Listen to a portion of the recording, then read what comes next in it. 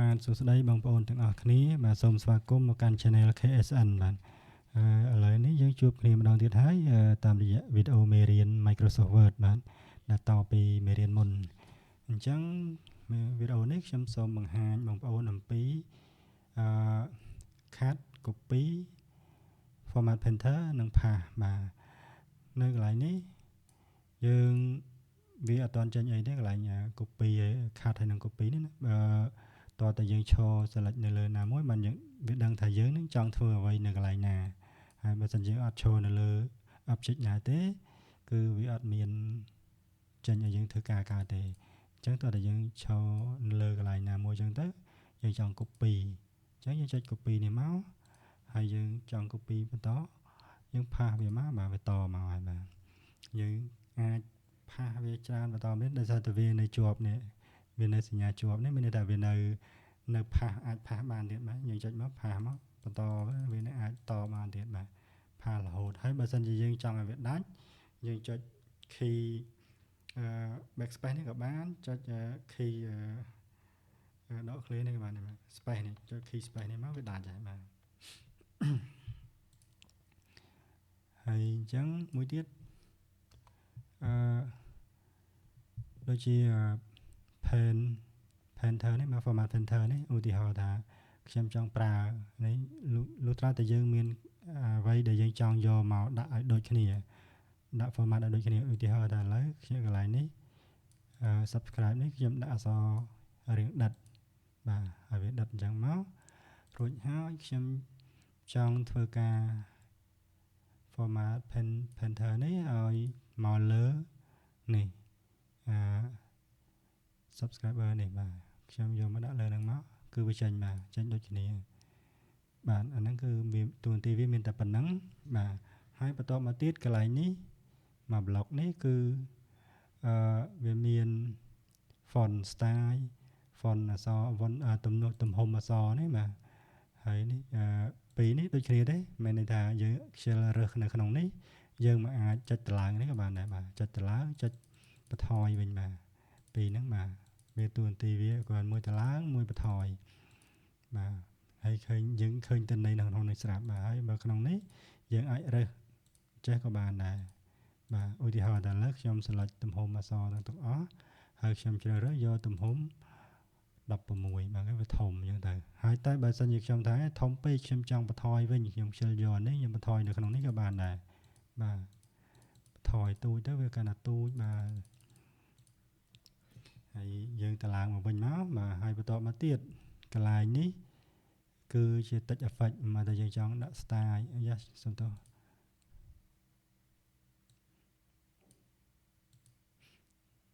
ហើយ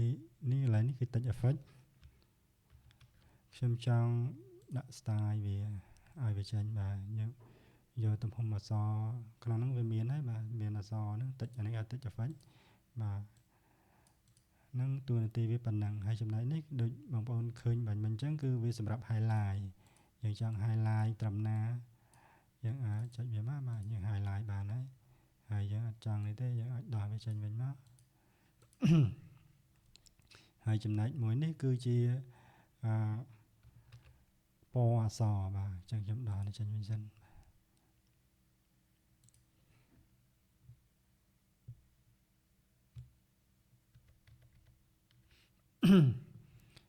ពណ៌អក្សរមកថាខ្ញុំចង់ដាក់ពណ៌អក្សរនេះឲ្យវាមានពណ៌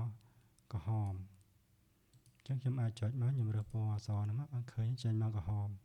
នេះគឺពណ៌អក្សរបាទហើយចំណែកនេះខ្ញុំដាក់ក្រហមដែរបាទហើយយើងអាចរើសពណ៌ផ្សេងៗទៀតបានបាទមានពណ៌ច្រើននៅក្នុងហ្នឹងបាទស្រាប់តាមចិត្តដែលយើងចង់បានបាទ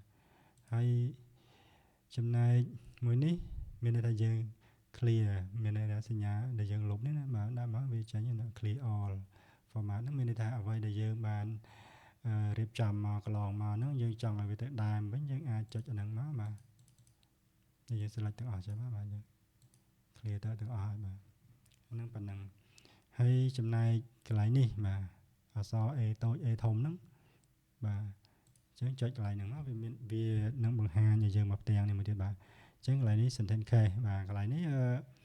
មានន័យថាយើងដាក់អក្សរធំនៅខាងមុខបន្ទាត់បាទយើងចុះបន្ទាត់ទៅគឺអក្សរធំអញ្ចឹងបាទកន្លែងនេះធំមួយបាទឥឡូវនេះចុះបន្ទាត់មកដោយសារតែ clear នេះបាទវាចេញអក្សរធំដូចគ្នាដែរហើយចំណែក lower case នេះបាទគឺអក្សរតូចនេះបងប្អូនមើលទៅក្នុងនេះក៏បានដែរអក្សរតូចទាំងអស់ឃើញទេបាទគឺអក្សរតូចទាំងអស់ចុចមកគឺវាតូចទាំងអស់ហ្នឹងបាទហើយចំណែក upper case នេះបងប្អូនឃើញទេអក្សរវាដាក់ធំទាំងអស់តែម្ដងមក clear ហ្នឹងគឺដាក់ធំទាំងអស់យើងចុចមកគឺអក្សរធំចេញអក្សរធំទាំងអស់ចឹងមកហើយកន្លែងនេះ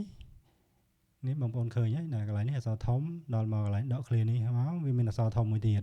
ហើយកន្លែង word នេះគេវាដាក់អក្សរធំមួយទៀតអញ្ចឹងកន្លែងហ្នឹងមានន័យថាឲ្យទៅដក clear គឺមានន័យថាអក្សរធំហើយឲ្យដក clear មួយគឺអក្សរធំមួយអញ្ចឹងបងប្អូនចុច line ហ្នឹងមកបាទឃើញហើយនេះបាទ play នេះអក្សរ p នេះធំដក clear នេះមក have នេះអក្សរ h នេះធំដូចគ្នានេះធំណានេះក៏ធំដែរអញ្ចឹងមកថាបើសិនជាបងប្អូនវាយអត្ថបទមកអញ្ចឹងហើយបងប្អូនច្រឡំវាយអក្សរណាក៏ដោយហើយបងប្អូនចង់បដូរយក